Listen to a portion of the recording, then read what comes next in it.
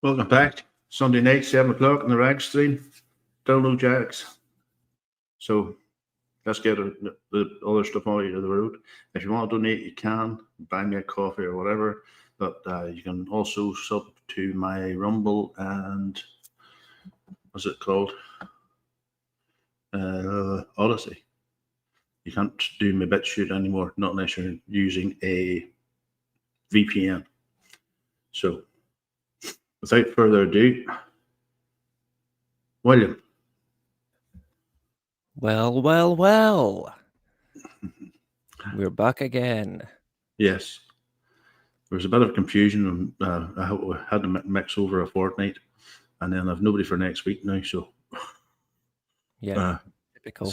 It's this time of year. It's handy because it's cold and nobody's going out, and just they're not out working in the garden. They're not out going out for meals and bits and pieces. So it's easier to get people on. So, although to be fair, I still go out and work in the garden, but then I think I got dropped when I was born, so that might explain it. Out in the cold, man. That's me quite a lot. Old muggins. Hey, there's no rest for the wicked. All weather's here. The past week, it's been fucking terrible. Just constant rain and grey and just nightmare. But yeah, you've got to get on with it. I tend to. It's a kind of like a love-hate relationship with the rain here. It's going to be there. It's guaranteed to be there. So you learn. I guess you kind of learn to live alongside it. I remember winters when we were children, living on Mount Street, and just 2 rows of terrace houses, and Mum would open the door, and the snow would be like 3 or 4 foot high behind the door, and just turn around and go, "No school today, folks." Yes. And now everybody panics if you get about this much snow. Jesus, can't go anywhere. It's funny you say that because when and I've said this to people before, when I think back growing up, and I don't know if it's because we were small at the time, but it seemed like there was quite a lot of heavy snow, and there was fucking inches and inches quite often through the winter. But then today, it's not the same. But it goes in cycles, William. I remember my uncle telling me that in the 50s in Coleraine, where I was born, the River Bann, in the summer they would jump off the old bridge and swim in the Bann. And in the winter, the ice skated on it. Now, in all my lifetime of 54 years on this planet, I have never seen the River Bann freeze over. Yeah. So it's funny you say that because that's the same here. The river, it's called the River Lossy that goes through Elgin, and in my lifetime, it's never frozen over. The pond, there's a wee pond, it'll freeze over most winters when it's really fucking cold, but the river never. And I couldn't see it, but then I've got a book of old pictures of Elgin, and I think it was like 1909 or thereabouts, and it was frozen over, and there were ice skating, and there was people on bikes on it, and all kinds going on. So yeah, I think you're right there. Yeah, I remember summers. Well, time when you're a kid is just 2 months of summer holidays just felt like a year. And you were running about to your mate's house, and there's Peter coming out. Let's get the bike. So we'll go up the Mount Chamel Forest, and we'll build a fort, and we'll do this, that, and the other. And that summer just lasted forever. And then when you become a parent, and you have 6 weeks of 2 months holidays for the summer, and you have the kids off, and wonder what we're going to do with the kids. Where would we take them? What would we do? Well, we'll go to the zoo. Go to the zoo. £110 fucking later. Stop off at McDonald's on the way home. Clean fortune.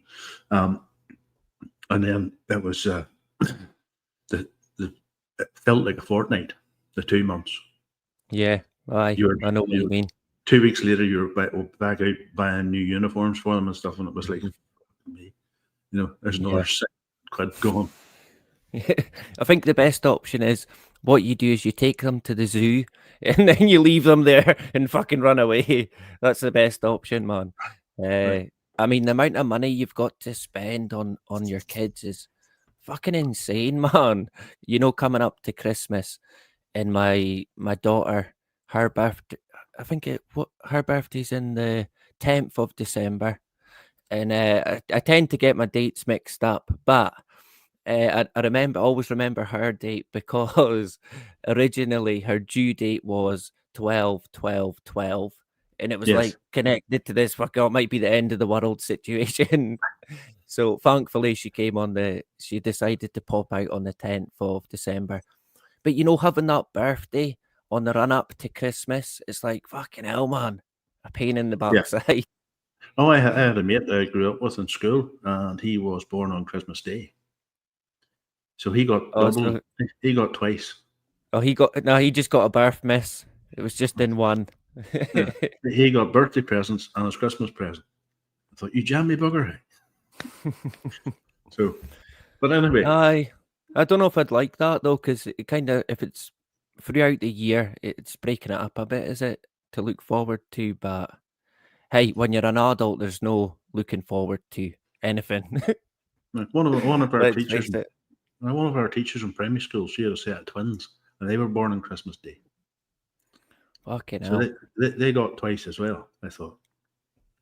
Oh. But anyway, let's crack on with this. This came out today, folks. Shamima Begum. We all know who she is. We're not going to touch on what William talks about, because the last time we talked about conspiracy theories and stuff like that, I got a fucking strike. Hey, whoa, hold the bus, because from what I remember, it was Jack. Jack done it. He's getting the blame. I know he's not here, but he's getting the blame. So now this is. I'm not going to play the whole thing. Fucking phone stop fucking beeping. Hey. Let me know if you can hear this, folks.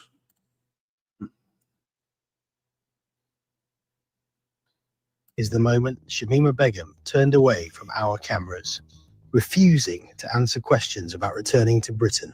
It is the first time the UK's most infamous ISIS bride has been pictured since her appearance in a controversial BBC documentary in 2023.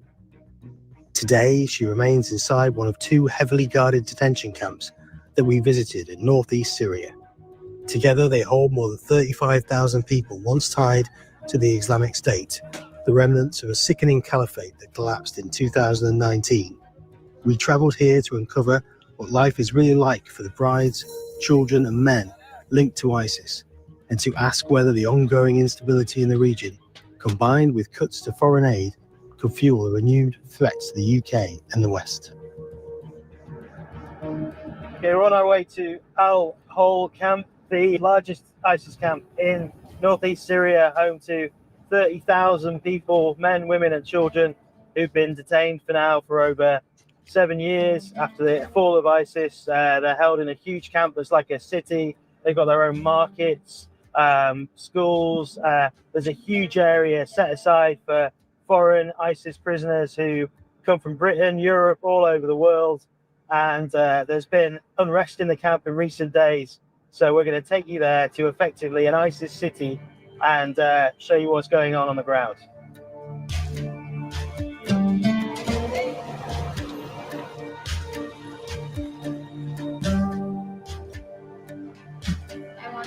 And here we are inside Al Hol camp. We've been told 200 families are being repatriated every day to Iraq. The Syrian families here are still being held here as HTS is not taking them from the Kurdish forces that are managing the camp. We're still to visit the foreign section of the camp, which we've been told is too dangerous to get out of a vehicle. We'll be hit with stones and stuff, children attacking any kind of foreign-looking people in the camp. Here we've talked to women and men who, it's a whole community. This is the market, the souk, where people run their own businesses, all being supported by the camp administration. It's a mini city. And we've seen children here that are clearly have been born and brought up in the camp. You've got a whole generation growing up surrounded by people who were in ISIS or part of that ideology. And what is the future for those children? We don't know. But when you ask people the big... Right, goes on for ages there, folks, but you get the gist. I'm going to drop the link in the chat there so you can watch it for yourselves at any point. It's from. Do you know it actually looks all right? I might check it out. I wonder what the Wi-Fi's like there. Might be better than where I am.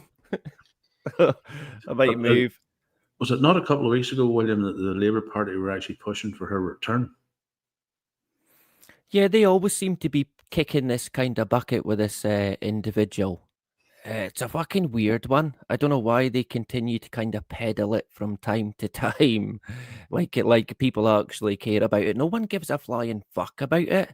There's a lot bigger fish to fry in our own communities in the UK than caring about this particular individual, who I always get this feeling that she thinks that, or they portray her as some kind of fucking terrorist celebrity. Or Yes. something along that lines, if there is such a thing. And it annoys me. Again, it shows you exactly that the media, our kind of society, reality, it's always focusing on the wrong fucking thing, man.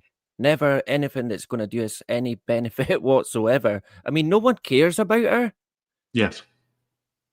What would they do with her if they brought her back?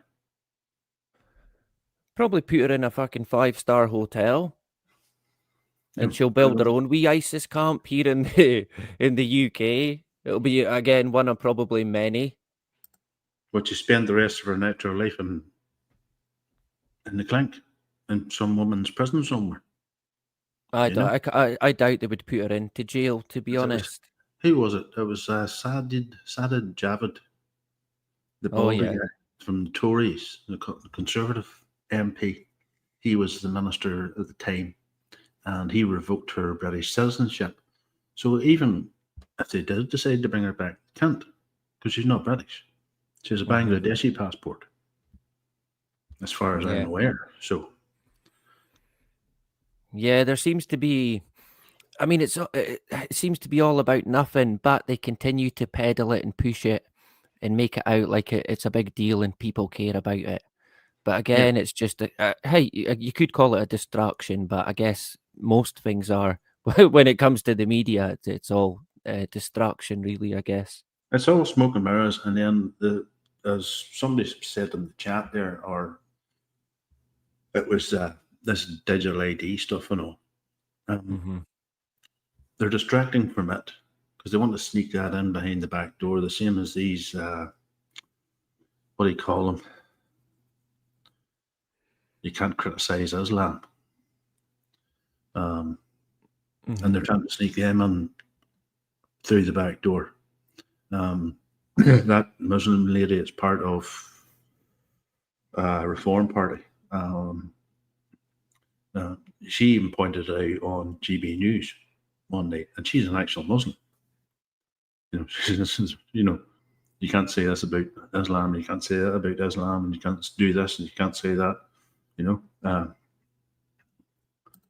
That's it there. Islamophobia laws. So,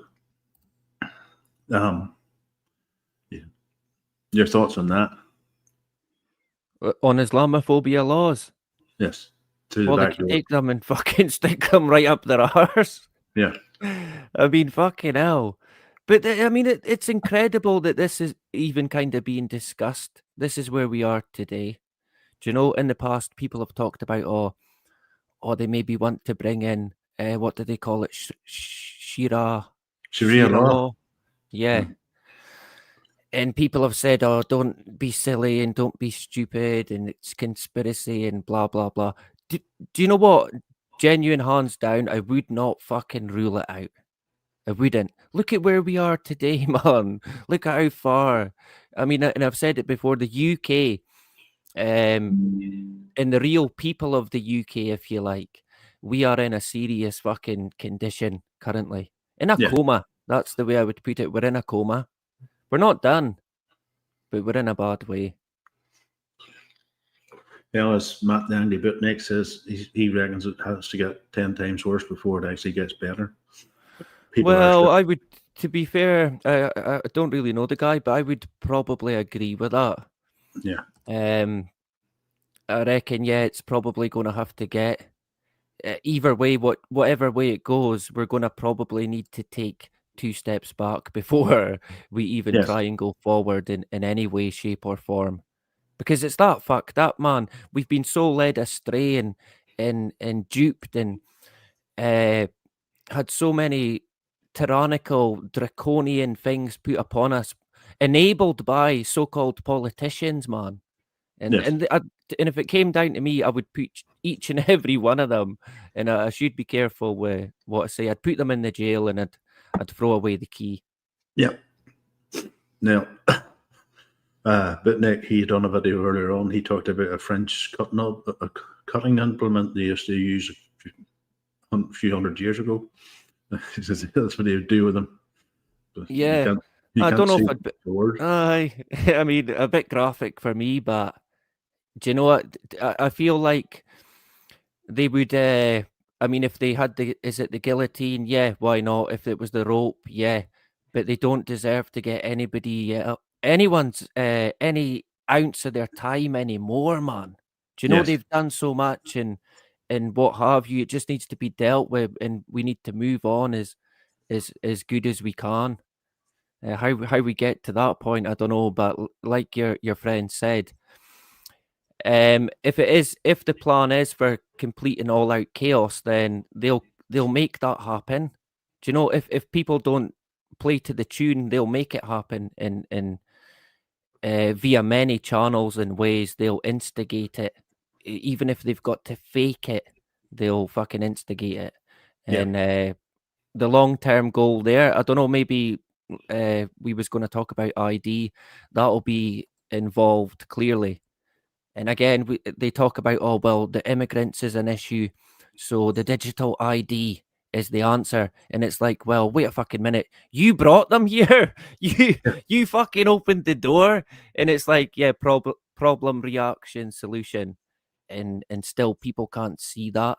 And they've got the fucking brass neck and the cheek to say, oh, but you're just racist or you're a conspiracy theorist. What have you, blah, blah. You know yourself. Yes. Right, we'll move on to the next one because this has been rocking the news for the last week and a half, 2 weeks maybe.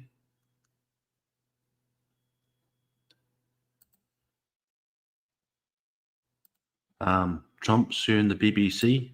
I'm sure everybody's seen it at some point. I'll start it off back here. Leila, we'll start with you. Yeah. Listen, Nana, I grew up with the BBC. Like most people, I trusted it, right? It was a place where you went for facts and panorama and great political interviews, but it's not that anymore. And and when you say, should Donald Trump sue him? Well, listen, if he's an aggrieved party and there's a case, then of course he should sue. Why should the BBC be the only institution that can get away and never face consequences? But there's a big issue here. When the BBC plays politics, as it is now, it's not just their reputation on the line. It's the British taxpayer who's going to pay for that. And if a lawsuit succeeds, it's not an anonymous corporation. It's us. It's people at home who are struggling with bills, who are facing tax rises, who are going to pay for it. And for me, that puts in question the license fee, because they're no longer some national broadcaster. They're actually a political operator. Propaganda. Ed Gibble. No, he shouldn't sue them. I mean, and the phrase where he says, I'm under an obligation to sue, an obligation to who and why? And my assumption is he's under an obligation to the truth or to get some sort of level of honest broadcasting. Well, if that's his aim, suing them for $1 to $5 billion is not going to make any difference at all. That's not what's going to change it. What's going to change it is actually making sure that the BBC is properly regulated, that we have a royal charter. So, you know, how the government regulates it, it actually regulates it properly. Ofcom is going to do that as well. And actually, maybe the rules and the way that's being done should be changed to make sure that happens. And if I was Donald Trump, I think I'd be trying to take the much higher ground. I'd be trying to make myself look more honourable, you know, more of a statesman rather than as an aggrieved party banging the table. And I'd be saying, look, I want to help the British people. I want to help them get a BBC which is better for them, in a sense, fit for the future and the purpose, which is actually to be completely impartial and to do what the British people want it to do. And to do that, I don't just want an apology, and I'm not going to sue you, assuming that you come up and show me how that's all going to change. And then I'd like to see what those changes are going to be. Using the internet without a... Right. You've seen the clipped together footage, haven't you, William? Have I? Have you seen the clipped together footage? I don't think so, no. Well, Have I? he says march. Oh, yeah, I have. Yeah, I have. Yeah, sorry. Support the congressman and the police and this, that, and the other. March down peacefully. And then 40 minutes later, he was talking about something completely different. Mm-hmm. And then he says, we'll fight like hell. We'll fight like hell. So they clipped that part and took away the marching peacefully bit. No, let's march down to the Capitol building peacefully. Got rid of that, and they clipped the two together. Yeah. And the BBC said it was accidental. Now, somebody had literally had to do that. Mm-hmm. Somebody literally had to sit at a computer, technicians or whatever they use or whatever they do, and they had to clip that together. But the BBC said it was accidental. Now, apparently they've now said they've taken it down worldwide. I think it was a Panorama program or something. Maybe somebody in the chat can correct me. I think it was Panorama. It was. So, no, and he wants to sue them for $1 billion, you know. So, your thoughts? Aye. Yeah, it's hard to imagine how it could have been a mistake, do you know? Yes. I can see why they would try and pass it off as a mistake, but the way it was put together, it's not like it jumped in halfway through a sentence or, do you know, like it was a bad edit. Yes. It was like clearly. So part of me thinks, well, if they deliberately done it, surely they never thought they would get away with it, right? I mean, fucking hell.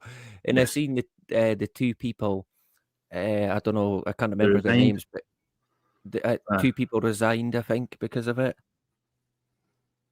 I think it was there was one woman.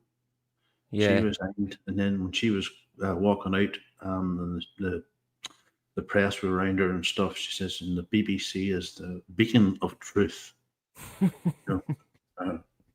Okay, you've just been caught lying, but you're the beacon of truth. Classic. The beacon of truth, man. Wow, there you go. Everybody. Go ahead. Yeah, I don't know. It's hard to see where this is going to kind of go, but I doubt Trump, given who his kind of character is, he's not going to let it go. The BBC have kind of already admitted it was their fault. So it'll probably go to court. Will it be $1 billion? I don't know. Maybe they'll do a kind of settlement. Will it be us that pay for it? Well, it won't be fucking me because I don't fund them. Yeah. So unless it comes out of the tax, I mean, it could come to that if it exhausts all their funds, then the government would step in because some people have said, oh, it'll be the end of the BBC. I can't see them getting rid of the BBC. I don't think they would ever let that happen. But the BBC have that BBC Verify. And it turns out the woman that runs the BBC Verify lied on her CV to get the job. Mm-hmm. And they're sort of sitting there going, these people think we're stupid or something. Yeah, is that Mariana Spring? Yes, that's the one. Yeah, she's a fucking clown, her. Honestly. Whack job, like. How did you get the job? Lied in my CV, you know. I know she had no experience in anything. And do you know what? They're slimy, dirty fucking bastards, man. So they are. And you know the guy Richard D. Hall? I kind of like Richard. Some things we kind of disagree, but what they done to him, man, is so fucking dirty and sly and just slimy. I mean, it's the BBC in a nutshell. They're fucking slime balls, man. You wouldn't trust them. Yeah. There is a forum just for anybody in the chat. There information about your TV license. If you don't watch the BBC, if you don't watch live TV, say like me, I don't have an aerial on my box here on my TV. I have Netflix and FreeSat, and I never watched the BBC. Haven't watched the BBC in at least 40 years. And there's a form you can fill in and makes you exempt from paying your BBC TV license, and they will not come to your door. You can look it up. So, yeah, I tend to get we get letters in the door, and my youngest son will say, "Oh, it looks like it's important," and I'm like, "Oh, it's not." And he's like, "What is it?" I'm like, "Oh, it's just it's like a bill," and he's like, "Oh, why do they keep sending them?" And I'm like, "Oh, I think it's a mistake. They've made a mistake."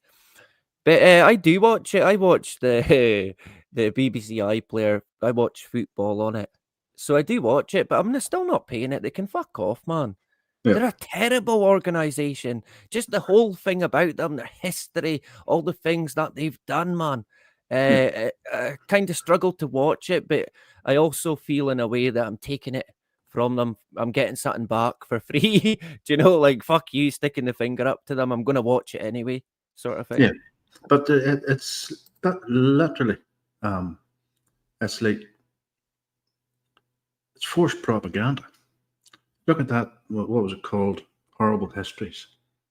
And you had the African guy dressed up as a Celt, and then he was dressed up as a Roman, and then he was dressed up as something else. And the song was, "And we've always been here," you know. And that's propaganda that they pump at children, you know. Yep. And you're sort of trying to go, "No, you haven't."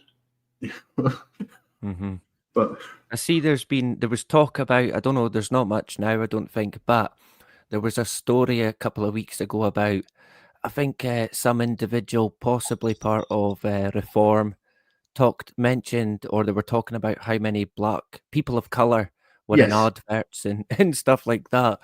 well, And I thought that was interesting. But you know, yeah, only 2 days ago, I was in my son's school, and I was in the reception waiting, and I picked up a leaflet, and it had like 10 kids in it. One of them was white. And Yes. that's in the Scotland, you know, in the northeast of Scotland. And you had fucking letterboxes and all the rest of it. And I'm like, what the fuck? It's a false representative, man. Yeah. And then they had a TV advertisement there of a young African girl telling a white kid at school that she was stealing their heritage because her hair was braided. And that is called a Dutch braid. And why is it called a Dutch braid, William? Because it's from Africa. Yes. Because it was invented by the Vikings. They braided their hair so tightly to keep the nits and stuff out. So they couldn't get in and that sort of thing. And that's what that's all about. And they sort of go, they stole our culture. And you're like, what? Yeah. Hang on a minute there. Dutch braids.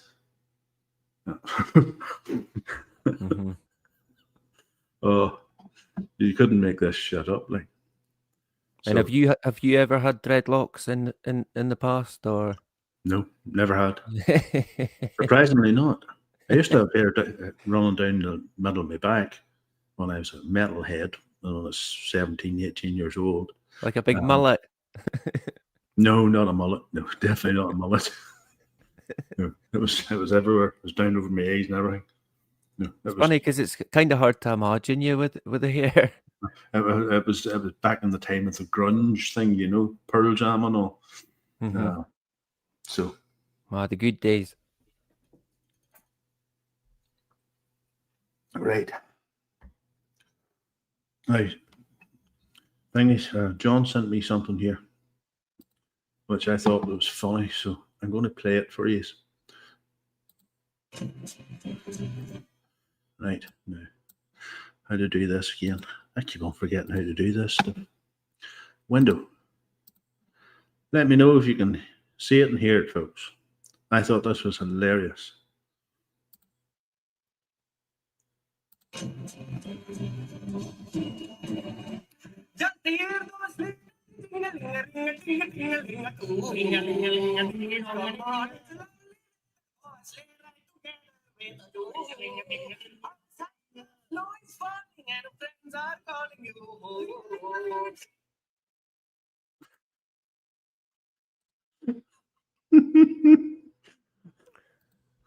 Yeah, that sounds about right. Yeah.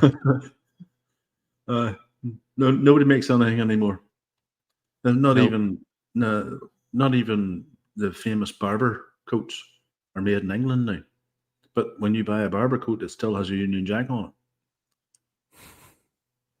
Just And cheaper to make it abroad, innit? they're made in Spain. And the people that put them together are Chinese for some reason.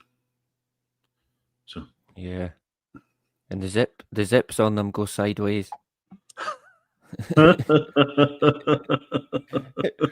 I was looking at a jumper the other day, quite an expensive one, and it said made in Thailand. And I thought, fucking hell, made in by some kid in a fucking sweatshop. Do you know, it seems to be, because in your mind, you kind of think, oh, if you pay more for a jumper, it's not made by some fucking kid in a suicide factory, do you know? But the chances are it fucking is, true? man. Is that true? Doc Martens are made in Chinese. China.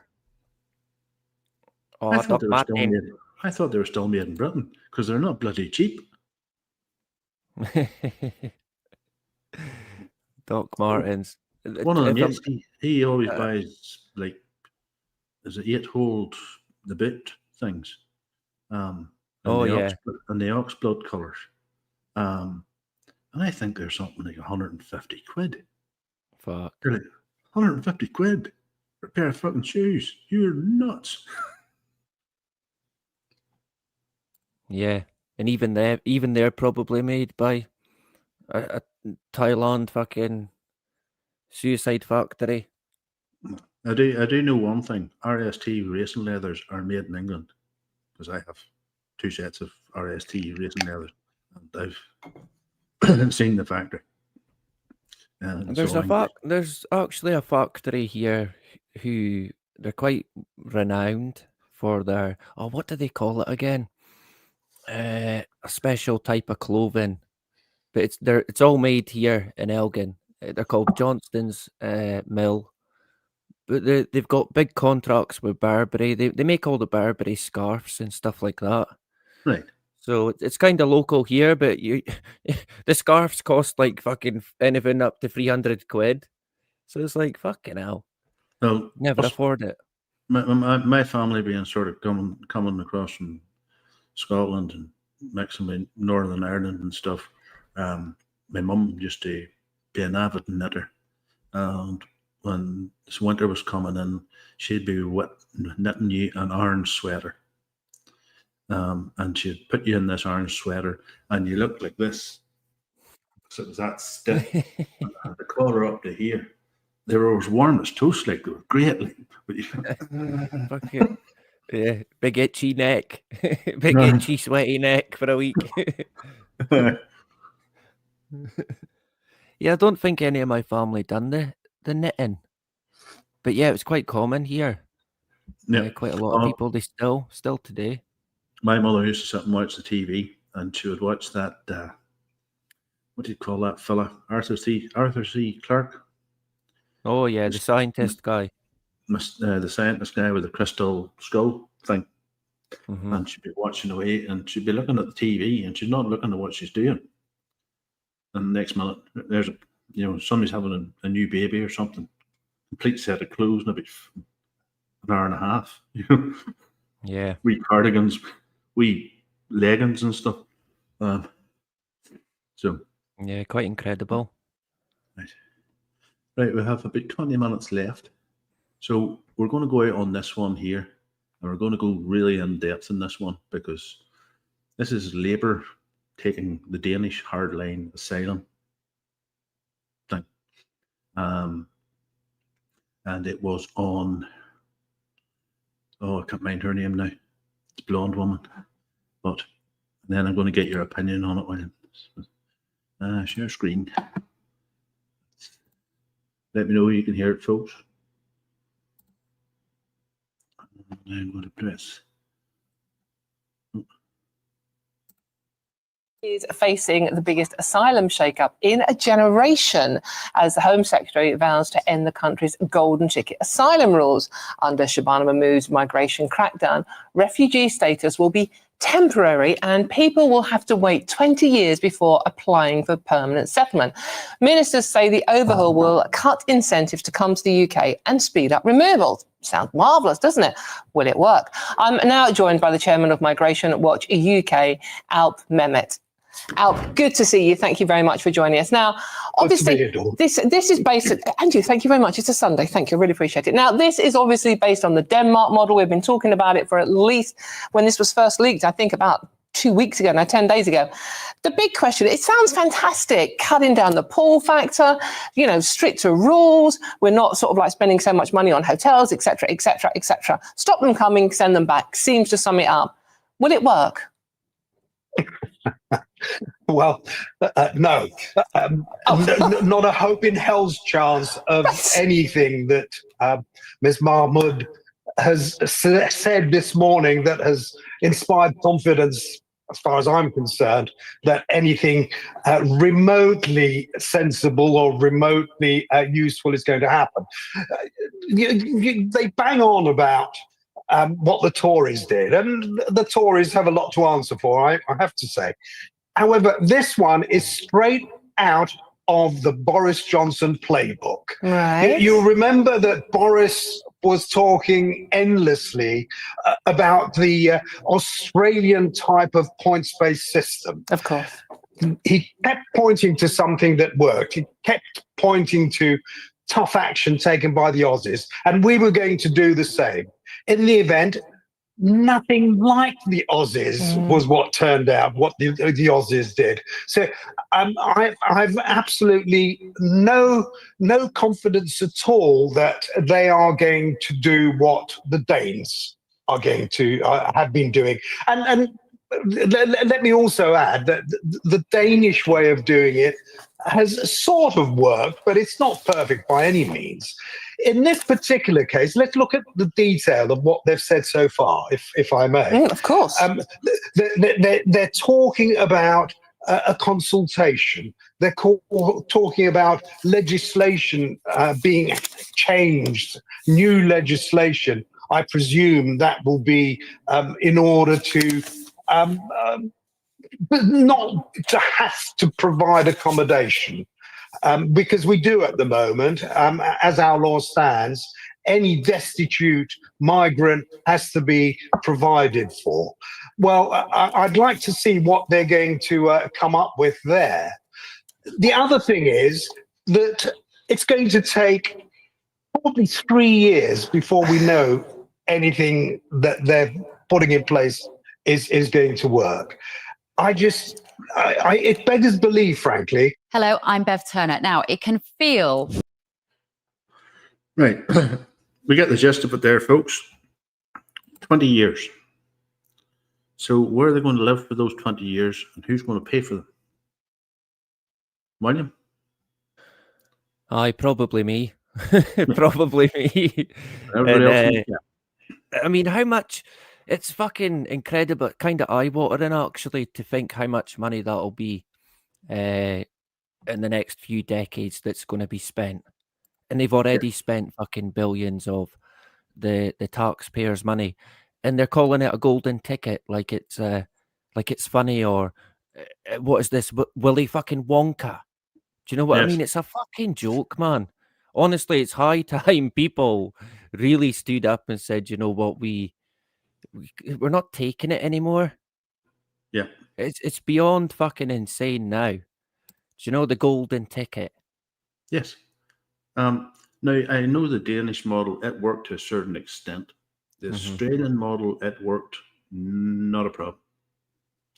Because they were towed to an island somewhere in between, I think it was Indonesia and Australia. Because most of them were coming from Indonesia or somewhere like that there. Right. And they literally towed them back and gave them enough fuel to make it back to Indonesia, and they stopped coming. Now, as your man Alf Mehmet there says, now he was head of border security for years. He talks about leaving the ECHR, which all the top guys talk about.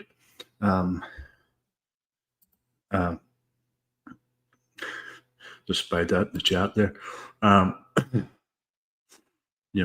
Now, stop the pull factor.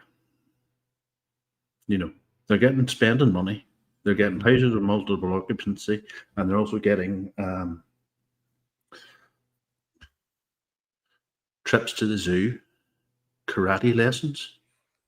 You want fighting age men in the country, and teaching them how to fight karate. Yes, and all these judo lessons and this, that, and the other, and all of the taxpayers' expense. And they're taking them told me, I can't remember who it was. Someone, a migrant, got a taxi from. Oh, I can't remember. It was something fucking insane, like Glasgow to Dundee, and of course they got it for free. Well, I'm saying free. I mean, we fucking pay for it. But it's insane, man. And they don't even kind of have to have this sort of advertisement of it, because the people they do fucking take in, they're out saving them. Oh, we can't let them die, and fucking what have you, the RNL, whatever they are. So they're literally saving them in the water. They're towing them in, bringing them all in, putting them up in hotels, giving them iPhones, giving them money, giving them fucking probably anything they demand. And of course, they can record it all. Fucking, I don't know, have a YouTube channel, an Instagram, what have you. Next thing, it's viral in their country, and all the fucking down and outs are like, oh, that's a great idea. I'm going to go there. Yeah. Now, Ireland's actually trying to deport an English asylum seeker. He's actually an English guy. That looks like you and me, and he fled to Ireland for some reason. Right.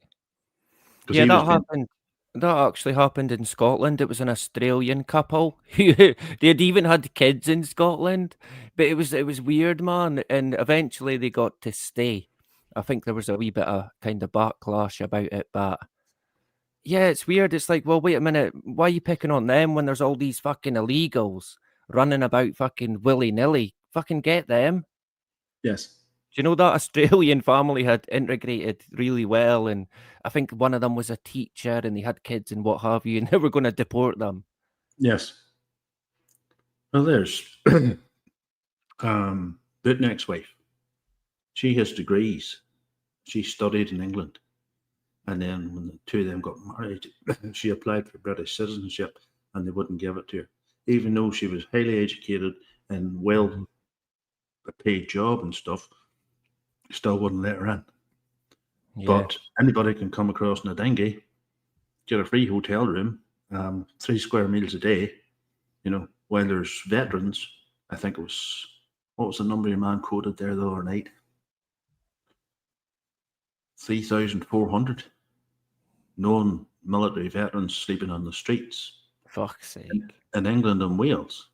That doesn't include Scotland or Northern Ireland. And then there's the Scotland thing there, the news that came out during the week. There's a Scottish training base, military training base, and they're taking that over for a year. And they've kicked everybody out of it to put, I can't mind, William, if it was 300 or 600. Yeah, I think I might have seen it. But I did. Yeah, I had read maybe a year ago that they were planning on putting them into these military bases, and it's like, wait, what? I thought they weren't going to be military. Well, maybe they are going to be military, do you know? And people have, I had said a couple of years ago, Luke, there's a kind of theory going about that they're all going to be fucking soldiers and what have you. Don't rule it out. Here, there was boys, William, talking about that there before the pandemic stuff. There was a guy in Dublin walking through, and they had taken over some former military base, which was turned into a museum. I think it was in Mullingar, and it was, the old black basalt stone walls, that sort of thing. And your man, the local residents right there protesting, saying they don't want them there. They don't want them there, and they're following them through the fence, through the gates. And there's one guy in a green sort of military style jacket, looked like Afghan soldier, military wear, and he just did this. All right. To them out through the gate. And there was other fellows that reported on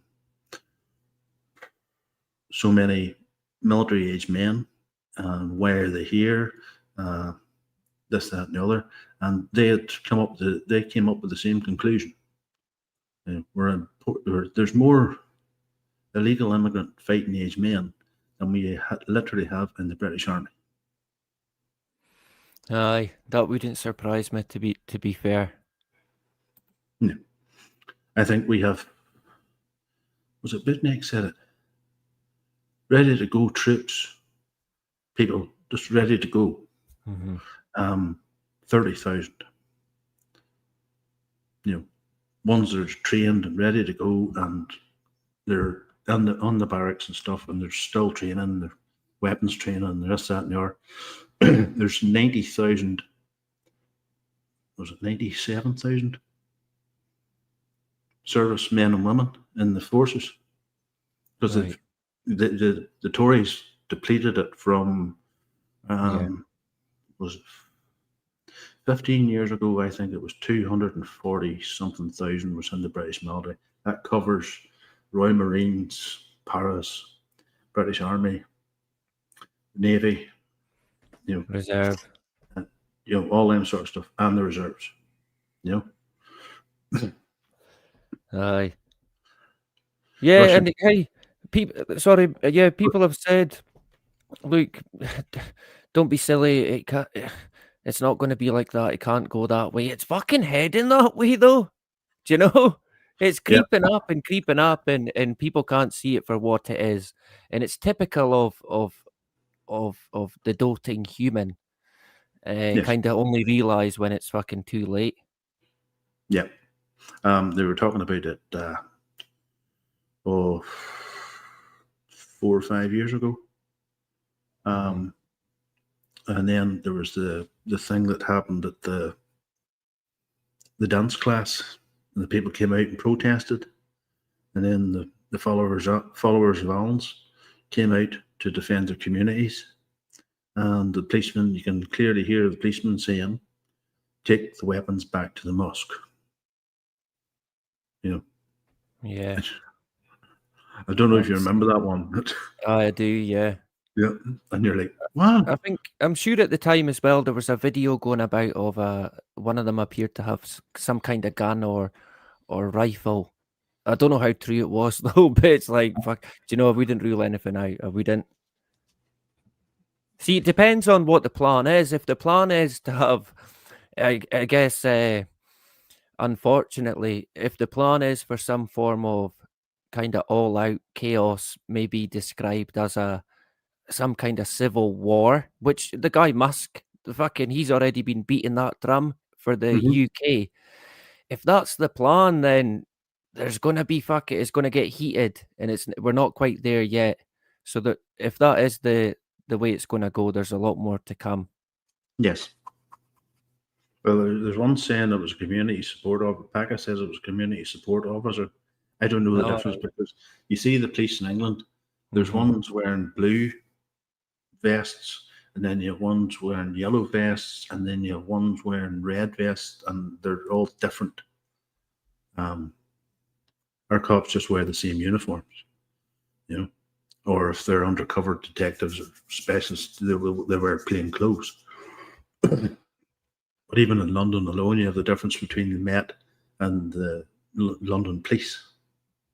Isn't that right? I'm unsure. Yeah, they look similar here, but they've got usually a big sort of community ward and fucking logo. So you can usually tell here, but they do look the same. When you see them, you think, fuck, there's the police, right?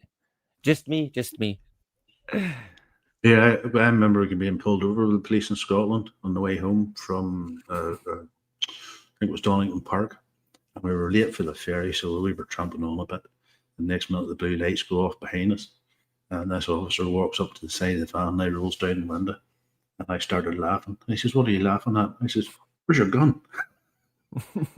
He says, "We don't carry guns." I says, "They do where I come from." Yeah. They recognised the accent. They went, "Northern Ireland?" Yeah. Yeah. Oh, do your police carry guns? I never knew that.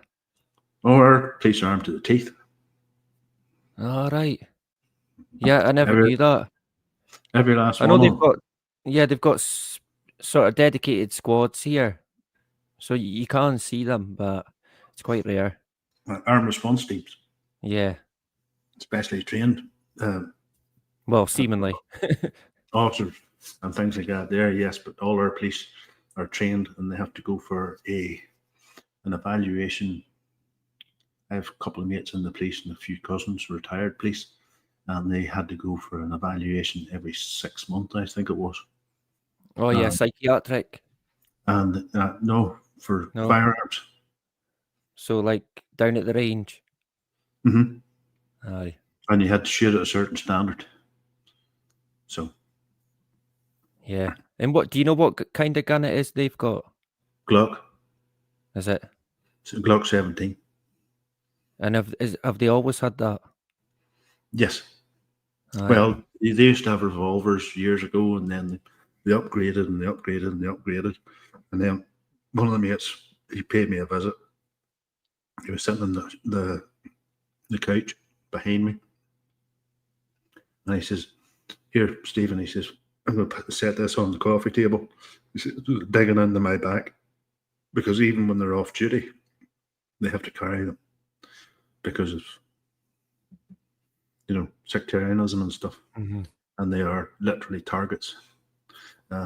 He did take a rookie out in the bog side for her first night on patrol, and she heard this thud.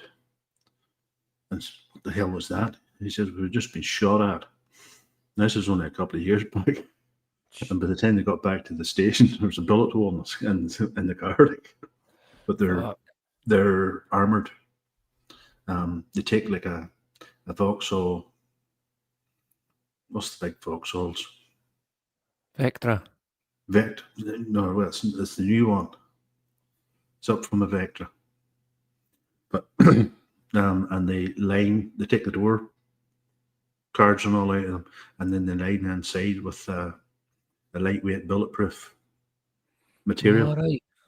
And then it looks like a normal car, but it's literally bulletproof,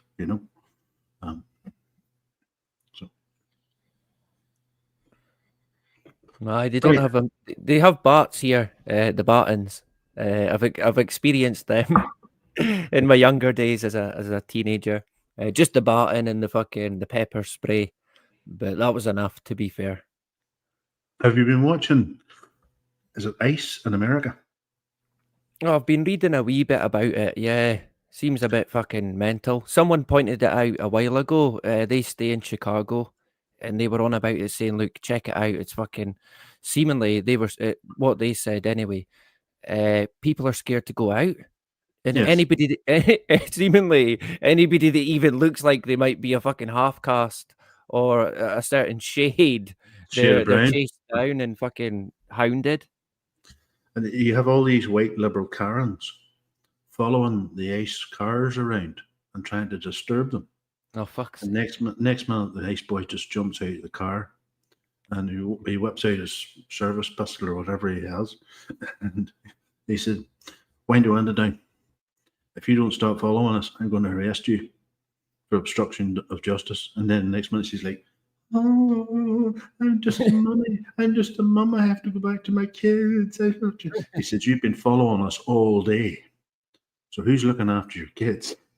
And apart, there's videos dedicated on it now, and there's a guy who does it. He does it like a David Attenborough sort of documentary, and he calls it "The Karens Are Out Again," and you're like, "What? The Karens?" Yeah. and they surround the ice centres and try and stop them from coming out and stop them from going in. And they're filming these illegal immigrants being arrested. And you're sort of going, she's going, tell me your name, give me your phone number, give me, I'll phone your friends. And just asking the policeman, give me your police number and your badge number and your name. And the man's going, I'm a federal agent. I don't have to give you anything. I'm in the process of making an arrest here. Now, Yeah. You know? Yeah, I think they get certain like leeway, these particular agents, where they can kind of break the law themselves. Which, I mean, yeah, fuck, it's an interesting one. They keep on asking for warrants and warrants and warrants, and you're sort of going, they're federal agents. They don't need a warrant. They're acting under the directions of the President of the United States of America. So, oh, that's us. There's 2 minutes left. So what we're going to do, folks, is I am going to promote, where did I put it? Where did I put it? It'll be in the last place you look.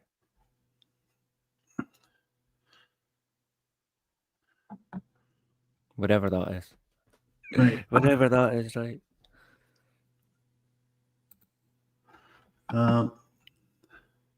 Where did that at 9 o'clock, am I really Scottish? And that is William stream this evening. If I can copy link and see if that works.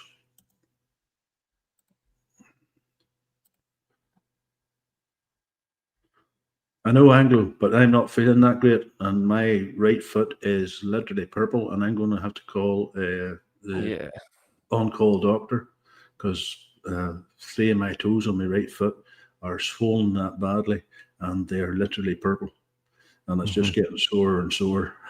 So I had agreed with William that we'd just do an hour. Yeah, and Sensum said he was going to go around and massage them. So Sensum would probably suck them or something. Fucking hell. Now that's William starting at 9 o'clock. So you have an hour to put your feet up, get a beer, take a shower, do whatever you want. I don't know who I have next week. I'll try and get somebody on. If not, maybe I'll just do another like a phone-in one. Oh, cool. Drop a link in, and anybody can come in and say their bit. We haven't said anything here tonight that I don't think I have to take this down, so I'm not getting a strike. So, other than that, there, folks, I'd like to thank William. Put a big William in the chat for us, or big W, for coming on and being a guest. And Ideal. I will see you. Yep. Do you want to promote anything, William? No, not really. Hey, just tell everybody to keep going. Keep your head up. There's going to be trials and tribulations, but keep going. And hey, you've made it this far, so we can get there. And do you know there's a quote by Pythagoras, and it's from I'm sure it's the 5th century, and it goes, I'll probably butcher it, but it's a bit like, life is a festival. Some come to compete, some come to trade, but the best come as spectators. So enjoy it while you can, right? So that leaves me to say thanks, William, for coming on, and thanks for everybody in the chat. Please remember to smash that like button. See, Linda's in, her sister from down under. It must be about 4 o'clock in the morning where she is. Folks, keep her lit. Well, I kept her lit, and that's why I'm down in a wheelchair, folks. So, leaves me to say good night, God bless, or in my case, wouldn't bless.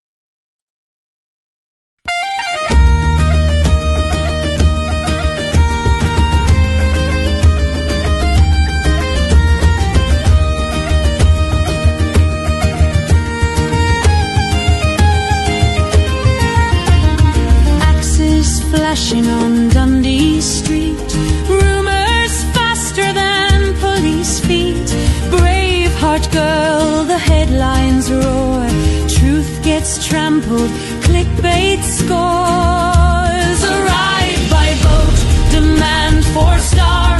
We don't know who you even are. We raise our flags, they sneer far right, but still we wave them every night.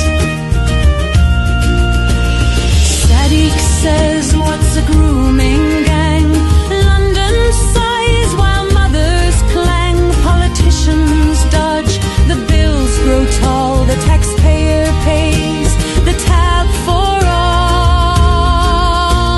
Arrive by boat, stay rent-free, full hotels but no room for me. We raise our flags, they scream extreme, but pride's not hate despite their dream. From Ulster streets to valleys in Wales, from Cornish coasts to Highland trails, the Union Jacks refuse to fall. They call it hate, we call it all. Epping burns with protest flame, ministers shuffle, none take blame. Charities warn of hunger's bite, but Braveheart echoes stand and fight. Arrive by boat, we foot the bill. Freedom's gone, but the mini